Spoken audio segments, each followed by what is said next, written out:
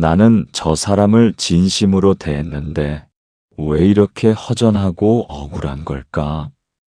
수십 년을 살아오시면서 참 많은 사람들을 만나셨을 겁니다. 어떤 분은 따뜻한 미소로 손을 내밀어 주셨고, 어떤 분은 가장 힘든 순간에 말없이 곁에 있어 주셨지요. 그런데 그 가운데서도 유독 마음에 걸리는 사람이 있으십니까? 처음에는 더없이 친절하고 다정하게 다가왔는데 시간이 지나고 보니 그 뒤에 다른 속내가 숨어 있었던 사람. 달콤한 말로 위로해 주는 것 같았는데 돌아서서는 그 말을 무기로 쓰던 사람. 내 편인 척 다가와서 결국 내가 가장 소중히 여기는 것을 가져간 사람. 오늘 영상은 바로 그런 경험을 하신 분들을 위해 준비했습니다. 오늘의 주제는 겉은 달콤하나 속은 칼을 품은 자. 바로 표리부동입니다. 겉으로 드러난 낯빛과 속에 감추어 둔 마음이 다른 것. 수백 년 전 조선의 선비들도 이것을 가장 경계했고, 지금 이 시대를 살아가는 우리도 이것으로 인해 가장 깊이 상처받습니다. 그런데 저는 오늘 이 자리에서 한 가지를 먼저 말씀드리고 싶습니다. 여러분이 그런 사람에게 상처를 받으셨다는 것은 여러분 안에 그만큼 진심이 있었다는 뜻입니다. 속았다는 것은 먼저 믿었다는 것입니다. 그 믿음은 부끄러운 게 아닙니다. 그것은 여러분이 오랜 세월 지켜온 귀하고 귀한 품성이었던 것입니다. 다산 정약용 선생은 이런 말씀을 하셨습니다. 사람을 알아보는 것은 하늘도 어렵고 성인도 어렵다. 그러니 여러분이 그 사람의 겉모습에 마음을 내어주셨던 것은 결코 어리석음이 아니었습니다. 오늘 이 시간이 지나고 나면 여러분은 누군가에게 상처받은 사람이 아니라 그 상처를 통해 더욱 단단한 사람이 되어 계실 겁니다. 200년 전 유배지의 한 방으로 들어가 보시겠습니까? 때는 1801년 신유박해의 해입니다. 정약용은 하루아침에 모든 것을 잃었습니다. 조정에서 쌓아 올린 명성도, 임금의 총애도, 함께 학문을 논하던 벗들도. 더 가슴 아픈 것은 그 몰락의 씨앗 중 일부가 바로 가장 가까웠던 사람들의 손에서 뿌려졌다는 것입니다. 그는 전라도 강진으로 유배를 떠났습니다. 멀고 낯선 땅. 한겨울 바람이 갈대밭을 훑고 지나가는 그곳에서 그는 작은 주막의 골방 하나에 몸을 의탁했습니다. 방바닥은 차가웠습니다. 서울의 집처럼 따뜻하게 달궈지지 않는 습기가 배어있는 쓸쓸한 방바닥. 사방의 창호지 사이로 바람이 새어 들어오면 촛불이 가늘게 흔들리다가 꺼질 듯 말 듯 버텼습니다. 그 촛불 곁에서 정약용은 먹을 갈았습니다. 손이 곱아 붓을 쥐기조차 어려운 밤에도 그 먹은 마르지 않았습니다. 그의 마음속에서 무언가가 계속 솟아났기 때문입니다. 그것이 무엇이었을까요? 원망이었을까요? 자신을 배신하고 돌아선 사람들을 향한 분노였을까요? 아니었습니다. 그것은 바로 자기 자신에 대한 물음이었습니다. 나는 지금 이 순간에도 흔들리지 않는가? 나는 저 사람들이 나를 배신했다고 해서 나 스스로도 나를 배신하고 있지는 않은가? 그 무렵 강진의 한 노인이 찾아왔습니다. 이웃 마을의 훈장 어른이었는데 눈빛이 맑고 손이 거칠었습니다. 그가 조심스럽게 여쭈었습니다. 선생께서는 참으로 억울하게 이곳에 오셨다 들었습니다. 가장 믿었던 분들에게 배신을 당하셨다 하더이다. 그 분함이 밤이면 더 크게 올라오시지는 않습니까? 정약용은 잠시 멉을 내려놓았습니다. 그리고 천천히 말했습니다. 분함이 없다 하면 거짓말이지요. 그러나 나는 그 분함을 밖을 향해 쏘지 않기로 했습니다. 그 화살을 상대방이 아니라 나 자신의 무디어진 눈을 향해 돌리기로 했지요. 내가 사람을 잘못 본 것입니다. 그러니 그 눈부터 닦아야 하지 않겠습니까? 이것이 바로 다산이 유배지에서 깨달은 것의 핵심입니다. 배신을 당했을 때 우리의 첫 번째 반응은 분노입니다. 두 번째 반응은 상처입니다.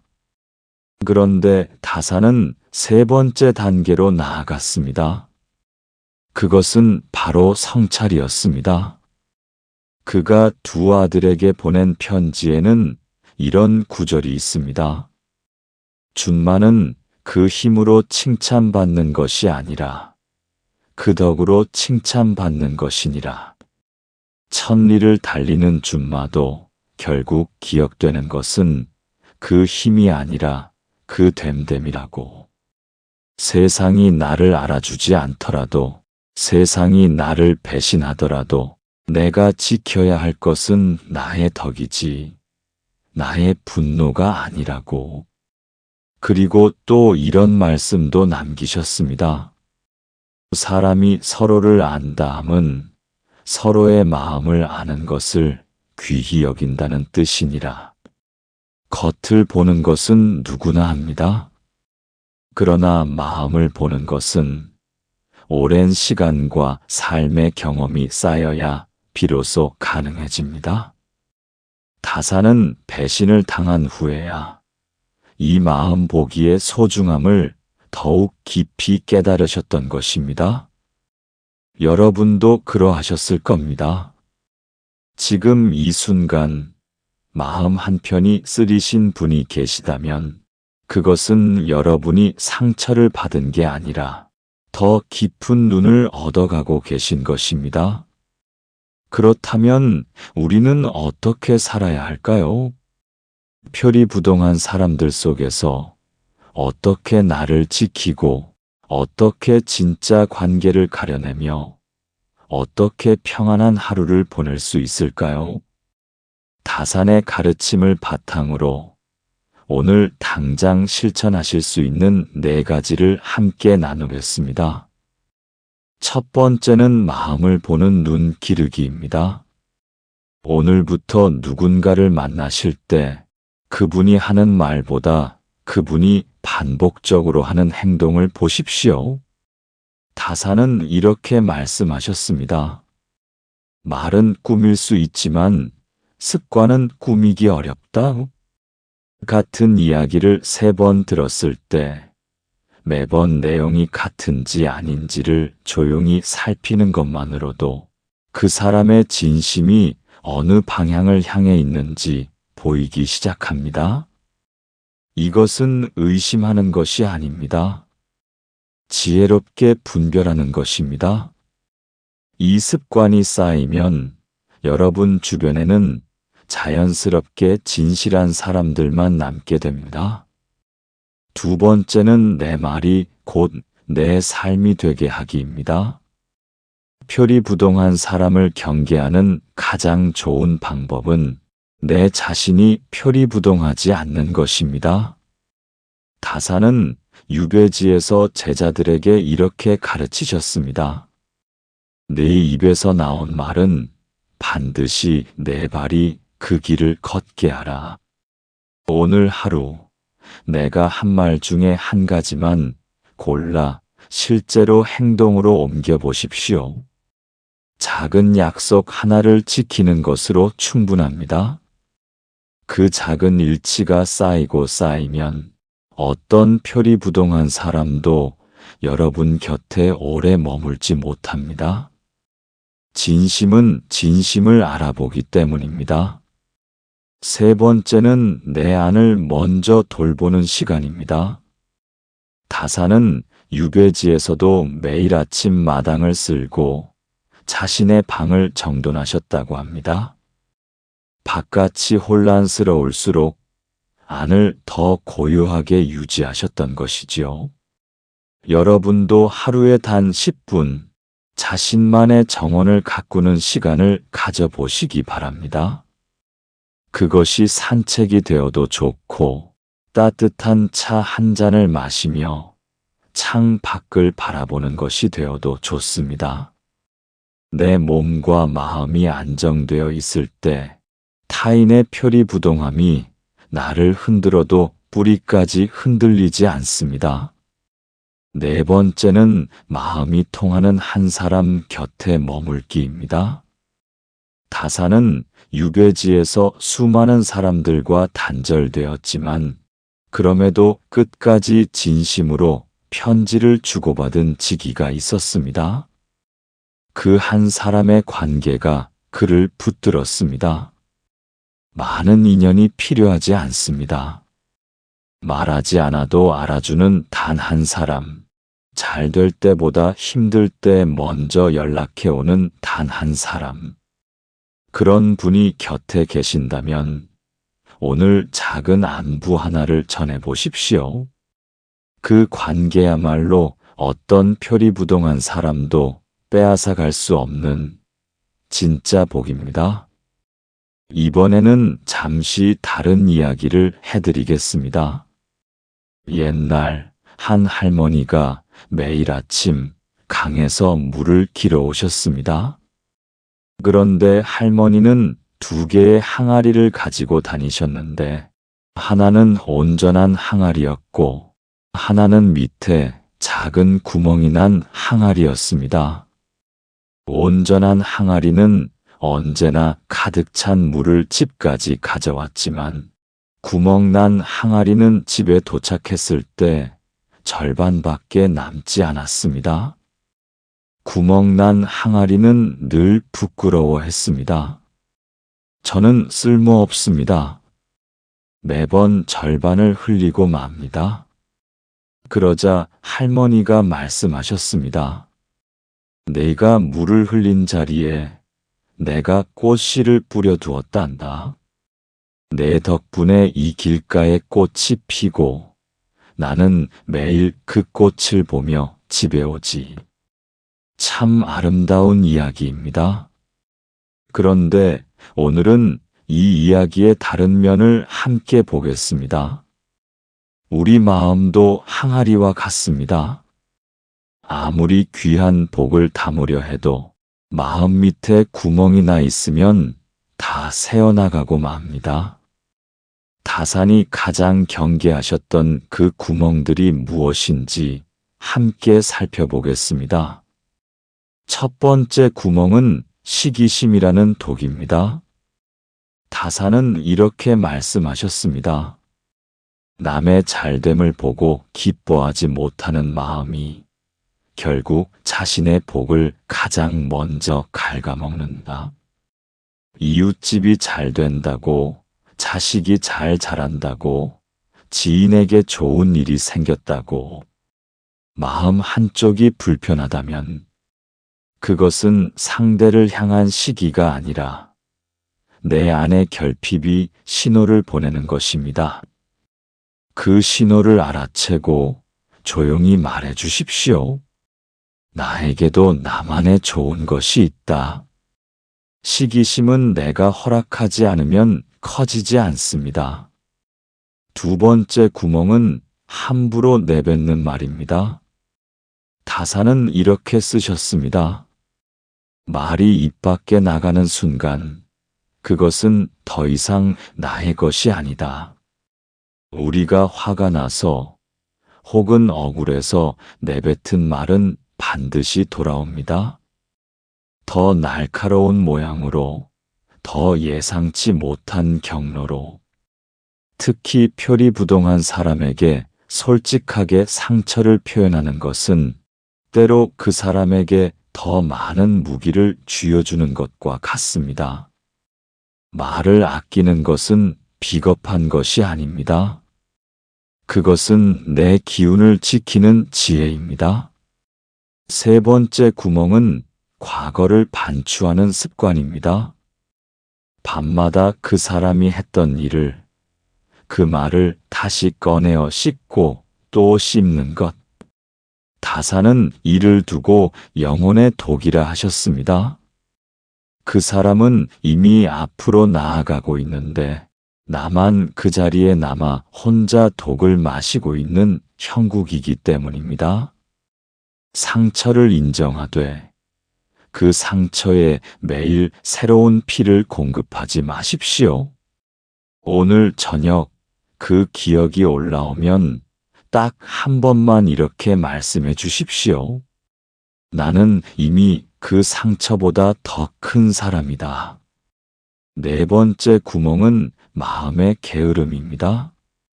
다산이 가장 두려워했던 것은 몸의 게으름이 아니라 마음의 게으름이었습니다.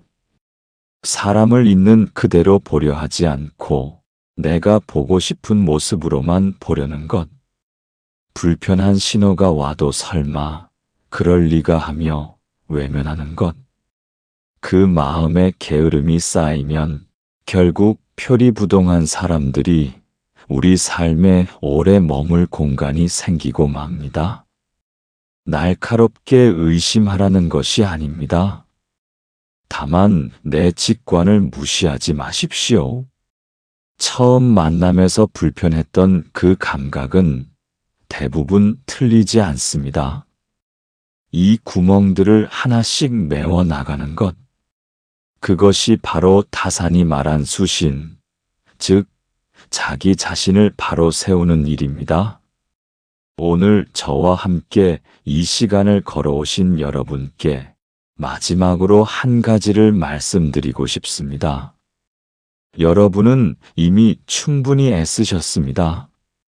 가족을 위해, 이웃을 위해 오랜 세월 진심을 다해 살아오셨습니다. 그 진심이 때로 배신을 당하고, 그 선함이 때로 이용을 당하고, 그 믿음이 때로 상처로 돌아왔더라도 그 모든 것은 여러분을 망가뜨리지 못했습니다. 여러분은 지금 이 자리에 계십니다. 더 깊은 지혜를 찾아 이곳까지 오셨습니다. 그것 자체가 이미 대단한 일입니다. 다산 정약용은 18년의 유배 끝에 고향으로 돌아갔습니다. 그가 가지고 온 것은 원한이 아니었습니다. 500권의 책, 그리고 더욱 깊어진 인간에 대한 이해였습니다. 여러분도 그러하십니다. 여러분이 겪어온 그 상처와 실망과 배신의 시간들은 지금 이 순간 여러분 안에서 지혜가 되어 쌓여 있습니다. 여러분은 이미 스스로를 다스릴 줄 아는 귀한 존재이십니다. 표리부동한 세상 속에서도 자신의 진심을 놓지 않으신 분입니다. 그 마음 하나가 가장 단단한 갑옷입니다.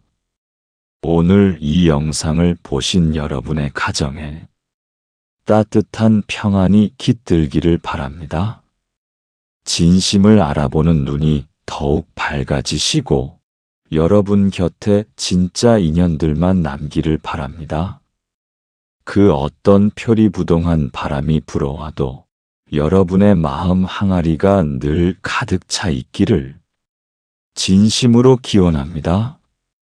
오늘 이 영상이 마음에 닿으셨다면 댓글창에 지금 여러분의 마음 한 줄을 남겨주십시오. 그 한 줄이 여러분 스스로의 다짐이 되고 이 영상을 보는 다른 분께는 오늘 하루를 버티는 빛이 됩니다. 지금까지 타산의 지혜 한마디였습니다. 다음 시간에 또 뵙겠습니다. 감사합니다.